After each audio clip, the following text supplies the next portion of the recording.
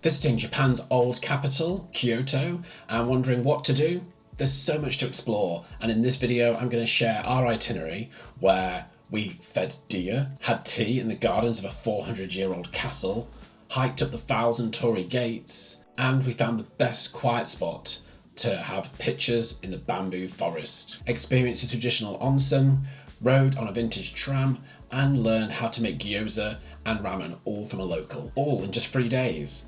So with all my videos, I'll share with you how much everything costs. Let's jump in. Kyoto is often referred to as a city of 10,000 shrines and is a captivating blend of ancient traditions and modernity. It's nestled in the heart of Japan, and the city has served as the imperial capital for over a millennium, from 794 to 1868, making it one of the country's most historically significant places.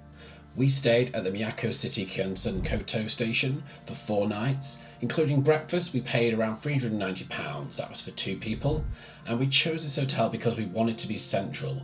When we arrived in Kyoto, we were travelling from Hiroshima, and then we were moving on to Takayama in the Alps a few days later. And also my partner wanted to have a view of the Shinkansen, which we for sure got from this hotel above the train station. It was a good location as we were spoilt for choice with different restaurants, shops, and we had all of the transport that we needed for our day trips out of the main city, such as Nara, 1,000 Torii and the bamboo forest. And the reason we were only in Kyoto for 3 full days was because we were on a wider 15-day journey in Japan. We actually bought the JR Rail Pass, and there is a video I've got about the JR Rail Pass that you can watch there.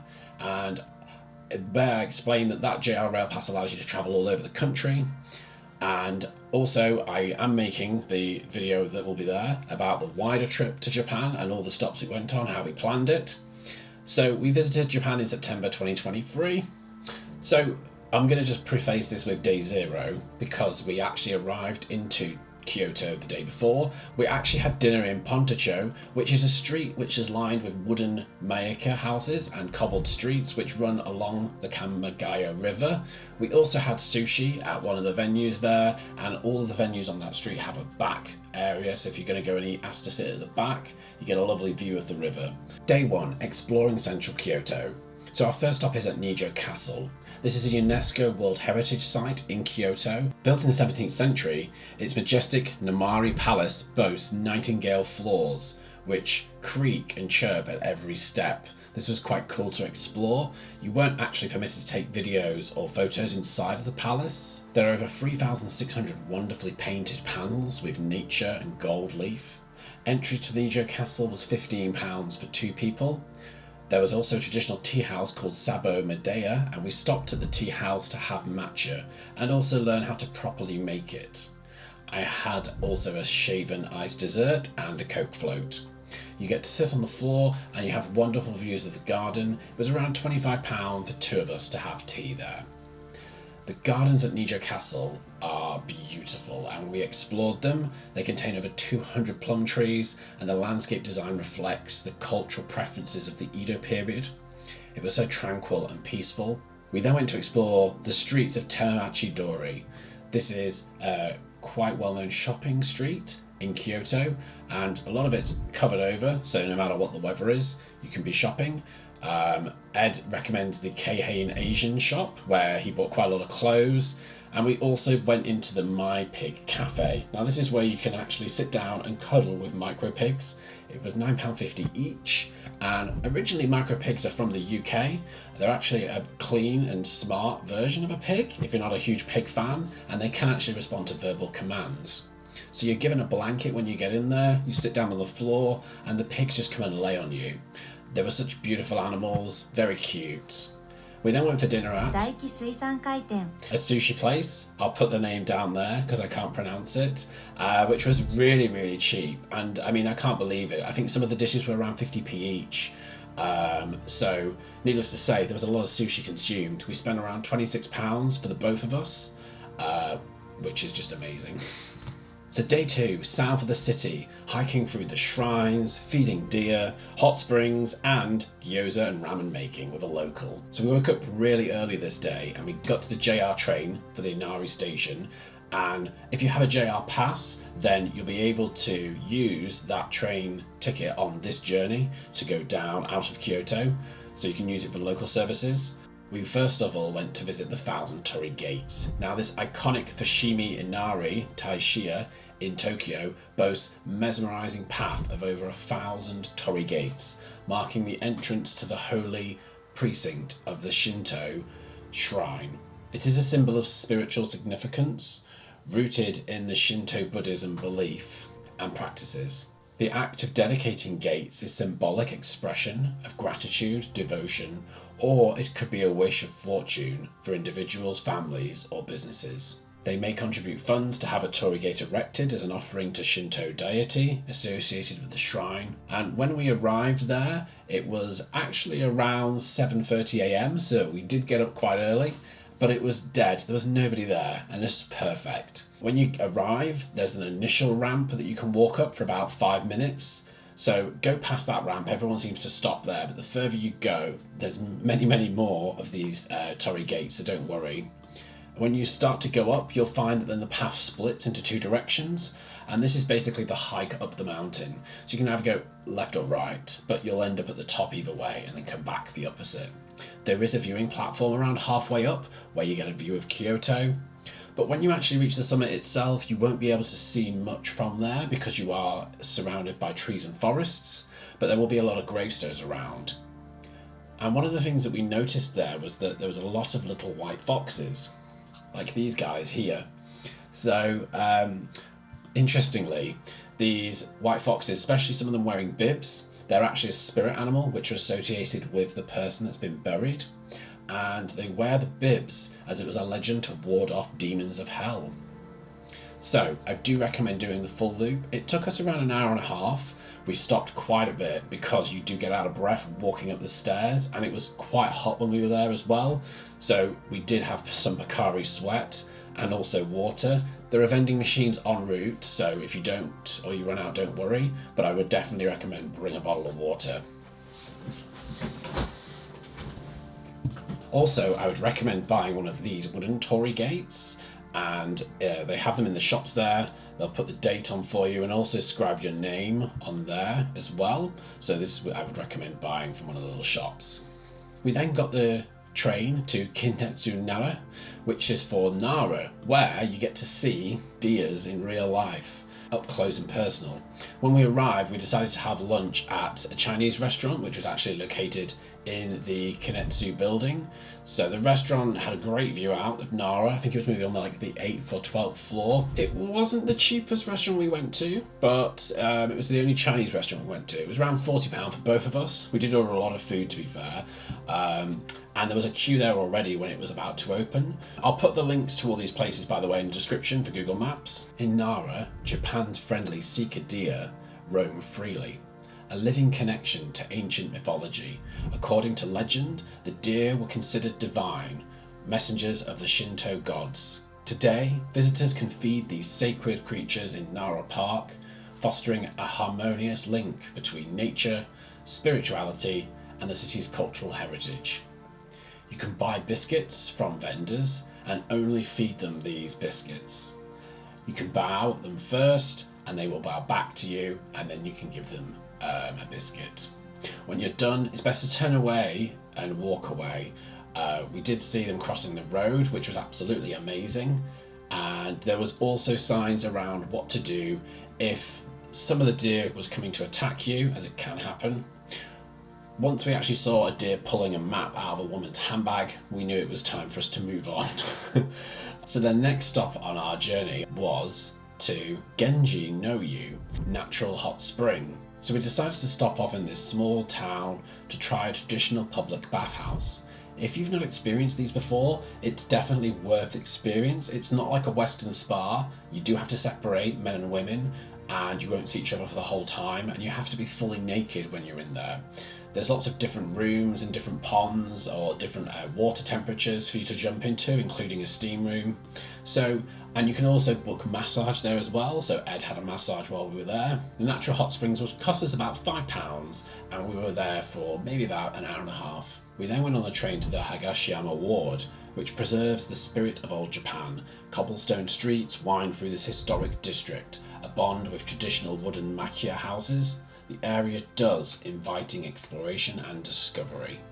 we visited the 清水寺にお問いがて Thanks Google, which is the Niomon Gate. It dates back to 1631 and is an entrance to the wider temples of the Kiyomizu-dera. Pergolas where you can go and get great views of Kyoto from the top of the stairs, and also we could see the rain coming in over the city. We then went for gyoza and ramen making. Now both me and Ed love to cook, and while we wanted to learn how to make gyoza and ramen, it's something that we both really enjoy, and we found a class taught by a local on Airbnb. They were called Sakiko, and it cost £102 in total for both of us, which included the food and all the ingredients for the evening, and also the lesson. There was actually us two and one other person there, and we learned how to cook in their house. We first of all learned about all the raw ingredients that were used for ramen broth, and then we were taught the technique for folding the gyozas and then cooking them as well as the ramen. The food was absolutely gorgeous. Sakio was so friendly, she made us feel really welcome,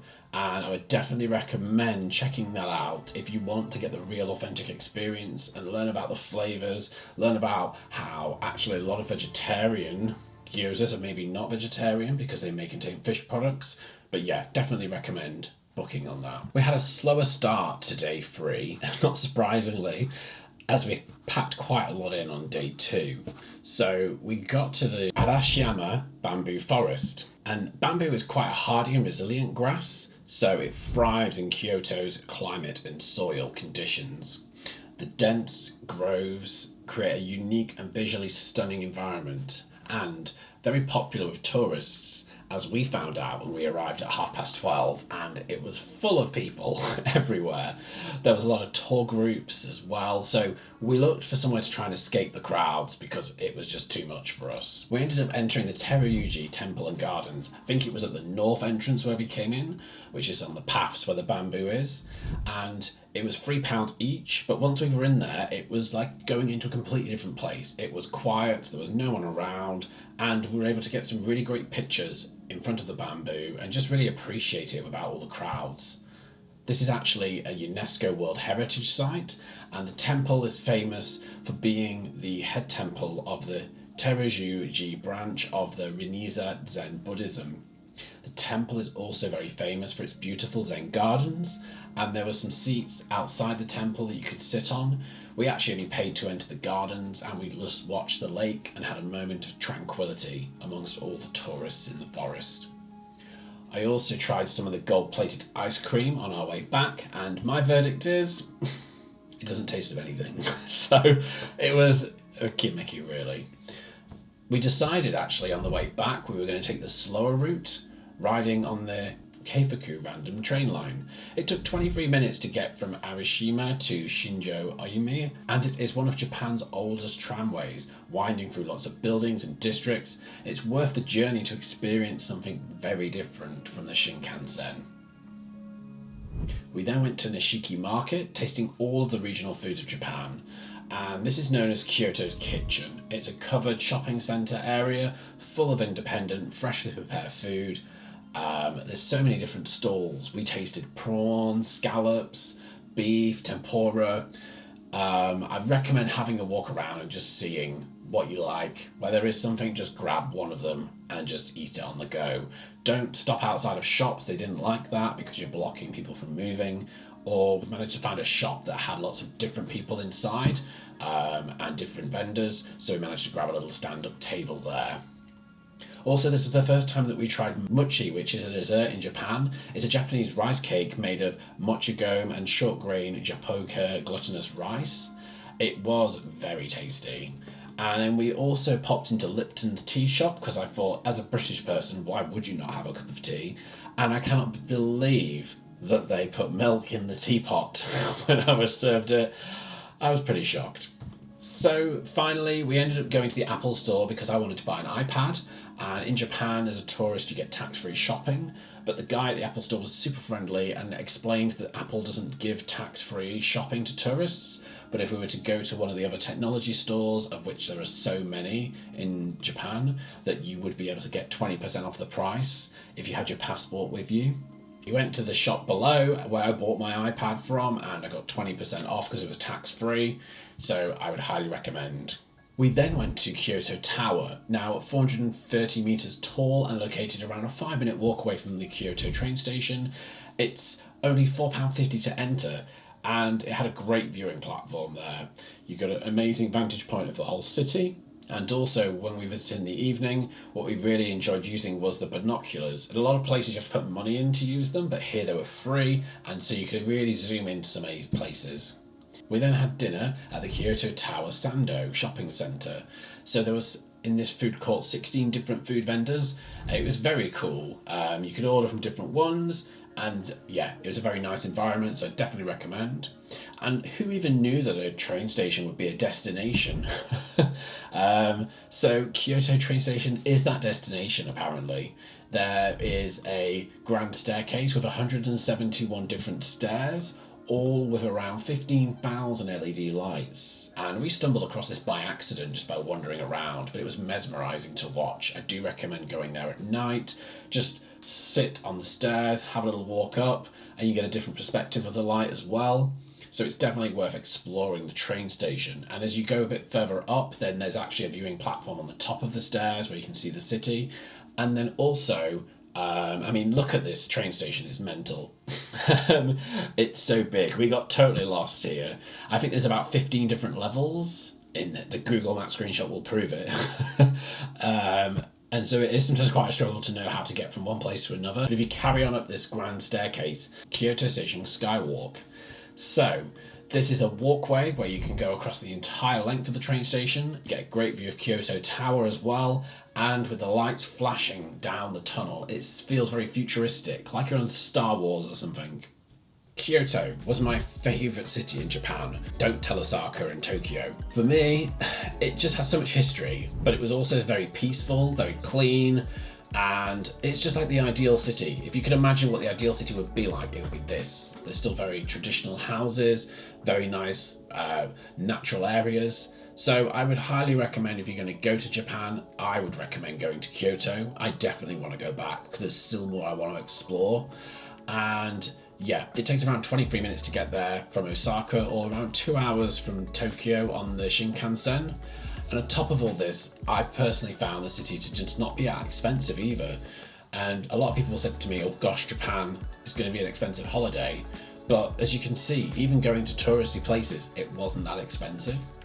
So let me know in the comments below, have you been to Kyoto? What do you think? Did you agree with me? Is it definitely worth going to, or did you not feel the vibe? Also, if you have any questions about Kyoto or generally my trip to Japan, please put them in the comments below and I'll respond. So, as always, if you did like the video, then please hit the subscribe button below. There'll be a new travel video out every Monday.